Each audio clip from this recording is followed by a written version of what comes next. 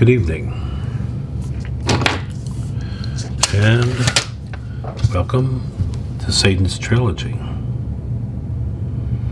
This is Book 3, Chapter 3, and it's reading 85. I am the author and the narrator. Sit back, relax, as the story unfolds. Some girls had a 7th-hour class.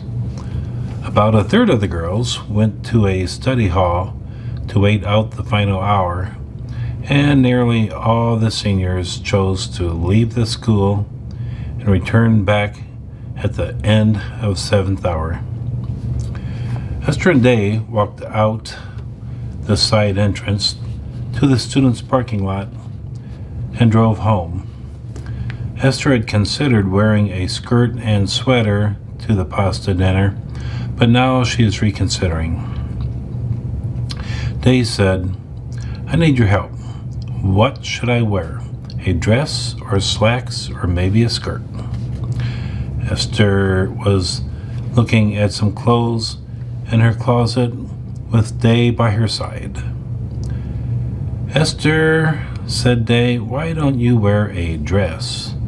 It's a special night, and I think that Mr. Pellerzi would love to see you in a dress." Esther studied her closet. "There's nothing here. We need to go to Polo's and shop," said Esther. Esther took a moment and looked at Day.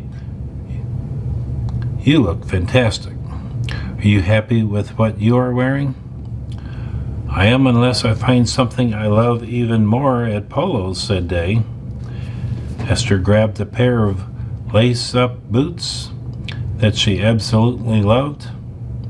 "I want these for the dress." The girls left and quickly drove to Marco Polo's.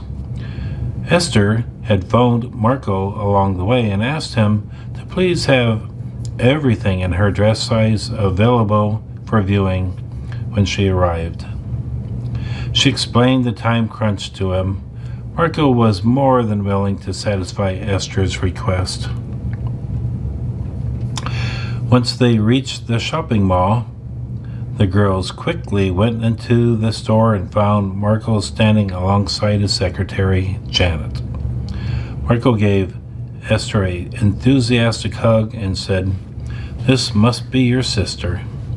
Marco moved to Day and gave her a hug also. "Welcome again to Marco's. I have arranged for all dresses to be made available close to the fitting room. I'm certain that you will both find something that you will love." Day was slightly shocked at her quick acceptance by such a successful man. "Thank you, Mr. Polo," said Day. Marco quickly said, "You are very welcome. My assistant will aid you both on anything you need." Marco Polo turned to the girls as he left. "I will be at the run tomorrow, cheering for Grant High 6th-hour girls class. Good luck to both of you." Marco left and Janet quickly took over. "All right, girls, let's shop." Janet took off and the girls followed. Reaching the center of the department, Janet stopped walking. "We have pulled and arranged 6 racks of dresses for you girls to try on." Janet smiled confidently. "We'll be shocked if something here doesn't please both of you." Esther and Day both started to pull the dresses to the left as they moved through the racks. Day had gone to the far right rack and Esther the far left rack. Within a few minutes, both girls had pulled several dresses to try on. Esther was thrilled to find a black silk dress with a high neckline that included a tight vest. The dress was a few inches in length above the knees, allowing for the boots to be viewed that Esther absolutely wanted to wear. Day found a knee-length dress of cotton with a quilted skull pattern that, like Esther's, had a high neckline. The torso had a laced-up corset with black wax strings that pulled the dress tight on the torso. Day told Esther to please pull the strings tighter, but Esther responded, "Tight is not necessary. Snug is all that is needed." Stepping back, Esther said, "I love it. That is the greatest dress that I have ever seen you on."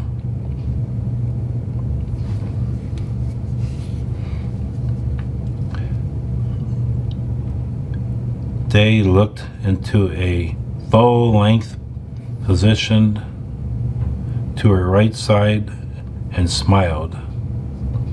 "I think you are absolutely right. This is the best dress that I have ever worn in my life." Day stood in front of the mirror, mesmerized by her appearance. Esther said, "Day, we need to go."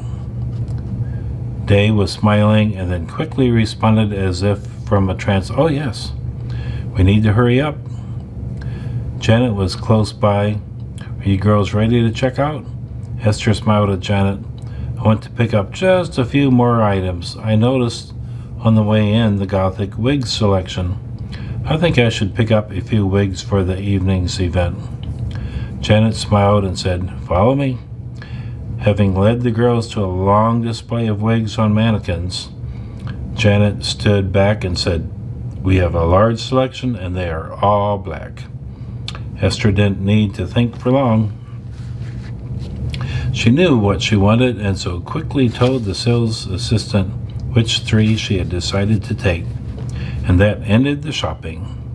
The girls were ready to leave and rushed back to school and joined the rest of the class on the bus. Esther went to the register, holding her small clutch that held her Marco Polo's card. She pulled it out and the sales assistant ran it quickly. Esther opened her clutch to put the card away and pulled out a small folded pair of scissors. It took a moment, but after she unfolded the scissors, Esther said, "If we are going to wear these clothes, we should probably cut the tags off." They looked at Esther in total admiration. "Esther, you're always ready for anything." The girls got back to the school in plenty of time. They parked the Escalade on the far side of the school where the bus was waiting. Esther reached into one of the bags and pulled out a box holding a black wig, fashioned with straight shoulder-length hair and straight bangs on her forehead. Turning to Day, Esther asked, "How does the hair look?" Day smiled. "As usual, you look fantastic. I love this style of hair on you." "Thanks, Day. Let's join the party." Esther opened her door, as did Day. Esther brought the two additional wigs. Day asked Esther, "Why did you bring those?" Esther smiled to her.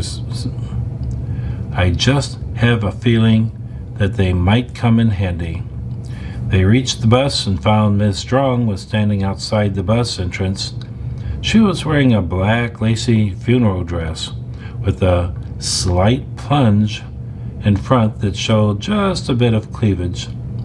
The sleeves were full length and wide open at the wrist. The dress reached below her knees, yet you could still see the biker's black boots she had on. Her hair was now black and was pulled to the back and secured with a fan comb. Esther quickly approached Ms. Strong and happily commented, "Ms. Strong, you look beautiful. You really look great, and you truly look like you were born to be Gothic." Esther and Dave both hugged Ms. Strong, with Day repeating the same sentiments that Esther had made. Miss Strong was wearing a big smile and replied to the girls, "This obviously isn't me, and yet I am having a fantastic time with it." Miss Strong glanced at her watch. "Why don't the two of you find a seat on the bus? We are almost ready. One more student and we are off." Esther and Day climbed to the bus, and when they reached the inside, all the girls yelled, "Surprise!" The entire class was wearing black, laughing and having the time of their lives. Esther and Day were amazed. Every girl had dressed in a black outfit, and each girl looked fantastic. Walking down the center aisle, Esther commented to each girl how they looked really good. With very little effort, Esther had learned everyone's name. Halfway back into the bus, Amy was yelling for Esther and Day. She had saved the seats next to her for the two girls. Esther smiled and immediately gave Amy a huge hug. Day did the same. If Esther loved someone, then Day knew they deserved it. And while she didn't understand Amy the way Esther did, she was fine with that fact. Amy was wearing tight black leather slacks and 3-inch heels, black of course, and she had a long-sleeved silk blouse that had raven embossed on it. Amy looked gothic except for her red hair. Esther hugged Amy as they met. "I brought you a gift." Amy looked surprised. "What?" Amy asked. "Why?" Esther smiled. "'Cause I love you. You are one of us. And anyhow, knew that you would love this little item." Esther reached into her sack and pulled out a box holding another wig. "This gothic wig will transform you into the hottest girl on the bus," said Esther. As Esther reached into the box, Amy was captivated as Esther pulled the hair out. She studied it. She tried to visualize how this hair would look on her. It was only after Esther's soft touch while placing the wig on her head that Amy felt different. Esther softly pulled and tugged until the wig was perfectly positioned on Amy's head. Then Esther smiled and appeared very pleased with herself. Amy had been watching Day's reaction, and it was obvious Day was amazed with the transformation. Day spoke up. "Amy, you are the most heavenly gothic girl that I have ever seen." Day quickly said, "Please allow me to apply just a little makeup." Day started to dig into her small purse and came back with a rather large container of gothic makeup. Quickly, Day applied some black onto Amy's lips. Some very dark eyeliner spread out over her eyelids and rose-colored powder on her cheeks. Finally, she added some blood red onto the lips. Esther pulled a large mirror out of the sack and held it in front of Amy. The transformation was unbelievable. Amy was the hottest girl on the bus, and it had taken only a few minutes. The entire bus had calmed down to watch the transformation. As they finished and Esther held a mirror in front of Amy, everyone in the bus applauded. Amy was speechless. She could not believe how a wig and some makeup had transformed her into this young, hot girl. Finally, the last girl arrived, and as she climbed into the bus, everyone yelled surprise. It had been the afternoon's practice to welcome everyone by yelling surprise. The young girl jumped up and down, and at the view before her, she quickly joined a few close friends as the bus driver and Ms. Strong boarded the bus. "All right, girls, it's time to leave. Everyone is here, and people are waiting for us." The chatter started up again and went on at a very loud level as the bus took off for the restaurant. Several girls made their way back to Day and asked if she would mind applying some makeup on their faces. Day smiled and was elated. Of course not. The three of you have perfect faces for a gothic look. Day spoke as she was again digging into her purse. Finally, she pulled out the makeup and started to work. Esther watched closely, as did a dozen or more other girls that were considering the new look. After each girl was finished, there was a small round of applause to recognize positively the new look. As Day finished the third girl, the bus pulled into the mall and parked curbside so that the girls would have a short walk to Italy's pizza parlor. Miss Strong led the girls into the courtyard, doing her best to keep track of the 60 girls. Straight ahead was a restaurant with a black banner strung across the entire length of the front of the store that read, "Welcome 6-hour Grant High runners." And standing in front of the restaurant was Esther's good friend, Luciano Pelerzi Sr., and his son, Luciano Jr. They were wearing black dress slacks with long-sleeved black shirts and silk black ties. They were standing by a sign that said, "Closed for private party until 7 p.m. As the girls approached, Luciano Jr. spotted Miss Strong and immediately moved forward to greet her. With a large and charming smile, he said, "Welcome, everyone. Tonight we have prepared an exciting dinner for all of you. We are proud that you have chosen us for your meal the night before your state championship run." Turning to Miss Strong, Luciano said, "Please allow me to escort you to your table." Luciano held his arm out so that Miss Strong could hold onto it as they entered the restaurant. Esther had walked up to Luciano Sr., and he immediately recognized her. Esther quickly gave him a kiss on both cheeks and said softly in Italian, "I wondered if you would recognize me in my new clothes and black wig." The old man smiled and laughed, and speaking in Italian, he said, "I would recognize you no matter how you dressed."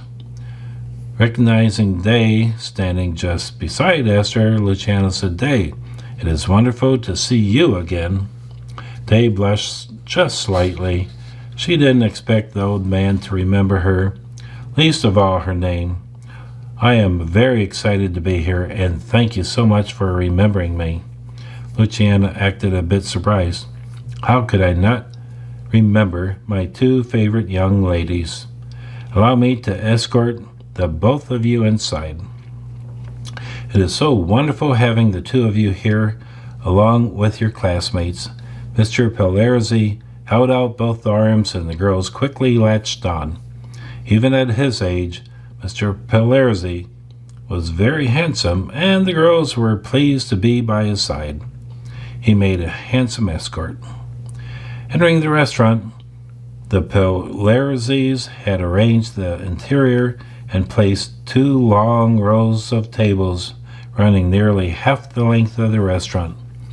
At the far end were 2 buffet tables set up so that each table could get their meal quickly and sit down. In the front corner of the restaurant, a man had come out of the kitchen with an accordion and started to play some Italian classics. There were at least a dozen people running around, filling the water glasses and making certain the buffet tables were full. When Esther and Day finally reached the buffet table, the kitchen help had just refilled the trays. Hot pasta, deep red tomato sauce, next to a more traditional Italian tomato sauce. Some hard crust loaves of bread had been sliced and made available, and you could take a light salad of lettuce, cabbage, and tomatoes with several dressings available alongside. Esther, by many standards, ate heavily, but it was by necessity. Esther burned between 25 to 3,500 calories a day, and so she needed to eat larger meals than many people her size or age. Day understood this and was happy with the smaller portions that would fill her needs. As Esther and Day sat down with their food, Luciano Sr. stood on the small platform shared by the accordion player. "Young ladies, I wish to sing a wonderful song from Italy that my father taught me." The accordionist started a familiar song that Esther recognized from her childhood. Her father's friend had sung it many times to her. Esther and Day stopped everything to listen. Esther repeated the words in English for Day. "Under the olive tree I met my bride-to-be. Sweet and young she ignored me. But as the years passed, I would be the husband of the girl from under the olive tree." At that moment, the accordionist did a musical run on the melody of the song. Eventually, Luciano repeated the verses and ended the song. He had captured everyone's attention, and all 60 girls applauded him. Luciano smiled. He was very happy that so many young girls had stopped to listen to his song and then applauded him. Esther quickly ran up to him and gave Luciano a hug. "I am so amazed," said Esther. "You have this wonderful restaurant and are successful, and you have a fantastic voice." Esther smiled at Luciano. Day was standing next to Esther. She, too, had been moved by the old man's talent. "You are a very gifted person," said Day. Luciano again smiled, and now felt a bit humbled by all the praise. "Thank you, girls, for so many kind words. Now please go and eat. I want the both of you to be full before you leave here." Esther and Day both smiled and gave Mr. Luciano Sr. a kiss on the cheek before going back to their seats. All of the girls quickly ate their first course and started to go back to the buffet tables for seconds. Esther said today, "The spaghetti is amazing. I am certain it is from Sorrento. They are famous for their long spaghetti." Esther smiled. "You can't buy it here, and I have never seen it for sale on the internet." Esther smiled and jumped up, smiling at Day. "That makes it worth one more helping, but I will make it a small one. I don't want to feel heavy on my feet tomorrow." The girls laughed, talked, and ate for over an hour until Miss Strong said it was time to leave. Miss Strong led the applause for the servers that kept the water glasses full and removed the empty plates. The class applauded the cooks that prepared the wonderful meal, and they applauded Luciano Pelerzi Sr. and Jr. for making this one of the most memorable events of their high school career. I'm going to stop there. That was reading 85. Hope you enjoyed it. So until next time, be safe and take care.